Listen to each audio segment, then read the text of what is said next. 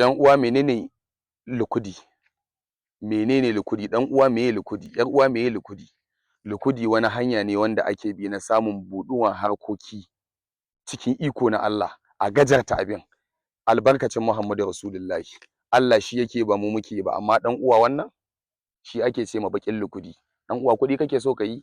Albarkacin manzon Allah in ka amfani da wannan baka sati ɗaya sai rayuwanka sai harkokinka ya canza cikin iko na Allah. Sannan shi kuma wannan shi ake ce ma farin lukudi, shi ma ana shan shi da nono ake shan shi, ko ka sha shi da peak milk ko a sha shi da fearless.